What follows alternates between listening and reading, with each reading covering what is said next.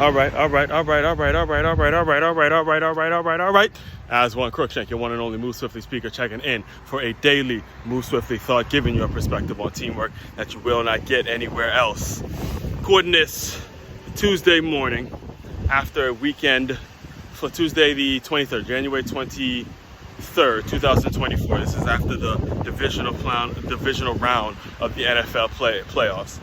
And as I mentioned to you I believe it was either yesterday or probably a few days ago this week, I'm going to start doing a whole lot more. I'm going to start talking a whole lot more in current events. Not that I wasn't before, but now with the book coming out, Transferring D1, and the need that I need to be filling in terms of the transfer portal, name, image, and likeness, everything that's going on with the sport that I love, the sport that taught me how to be a man, the sport that molded me as a man, the sport that is going through a lot of changes.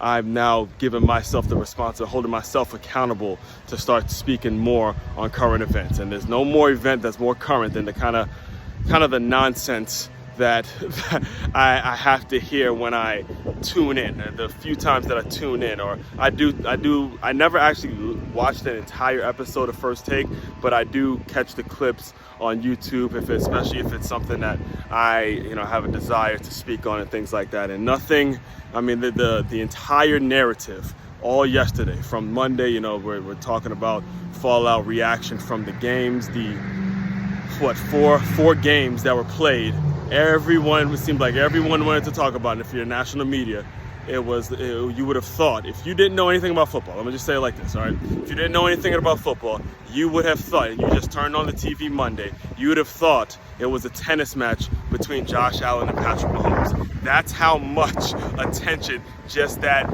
matchup got. And what's crazy about it, the most ridiculous part about the whole thing, is them two are not on the field together. There's nothing Josh Allen can do to stop Patrick Mahomes, and vice versa. There's nothing Patrick Mahomes could do to stop Josh Allen. They play the same position. They're not on the field at the same time. Yet, if you listen to the national media, you would think it was a tennis match between the two quarterbacks, and they do that every single game in the NFL. Whether it's NFL or college, that's what they do. I remember actually at Stony Brook, when I played at Stony Brook, Coach P, he used to say this kind of in a joking way before games. He goes, doesn't matter whether you win or you lose, it's always going to be the head coach's and the quarterback's fault. All right, that's ridiculous because, again, I thought, yes, Josh Allen missed some throws. Yes, Patrick Mahomes didn't. I mean, he played overall a good game, but so did Josh Allen. At the end of the day, the better team won. The better team won. There were two equally matched teams, and the better team simply won, all right? Yet the national conversation that we're having is as to blame the quarterbacks for the wins and blame the quarterbacks for the losses. And that brings me to today's Move Swiftly thought, all right? It brings me to what I want to talk to you guys today about, because I remember reading this in a book that I mentioned to you guys a couple days ago. It's titled The GM by Tom Callahan, talking about Ernie Accorsi, the GM, the longtime GM of the New York Giants, and he's talking about what it takes to recruit a quarterback, And I remember highlighting it in this book. He said, when you're looking for young quarterbacks, it's not the skill. It is not the skill. Yes, the skill is important, the ability to obviously be mobile in the pocket, have a great arm, have game-changing speed, or chain-moving speed, game-changing speed, all those kind of tangible things that you can see on the field. Yes, that's important. The most important thing when recruiting a quarterback is conviction.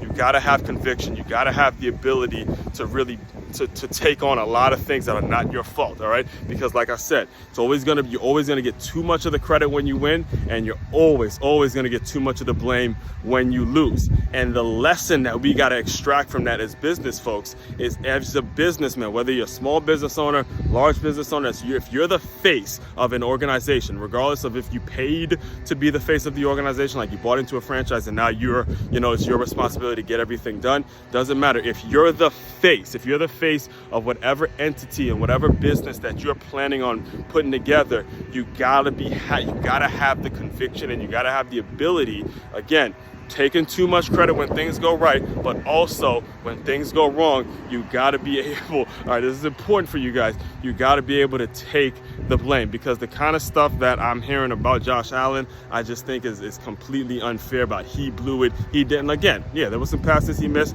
granted, 1,000%, but there was also some drop passes, as much as I hate to admit it, because Stefon Diggs is from my hometown, and he's White Oak Warrior, good counsel, you know, always want to see Stefon Diggs do well.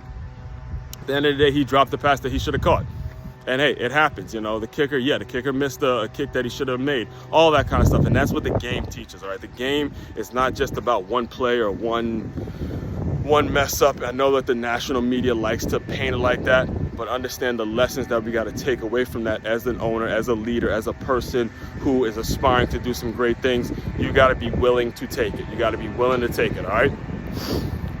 For more on this, main website to check out, makeyourmove.com. That's makeyamove.com. One-stop shop for your teamwork and your self-development needs. Also, get a pre-order a copy of my book, Transferring D1, a practical guide on how to navigate the chaotic world of college athletics. You can purchase that on Make Your Move, or you can go to d1transfer.com to read a couple excerpts and get you an autographed copy and all of that kind of stuff. Aswand Cruickshank, your one and only Move Swiftly speaker, checking out. You guys continue to move swiftly. We will talk more soon.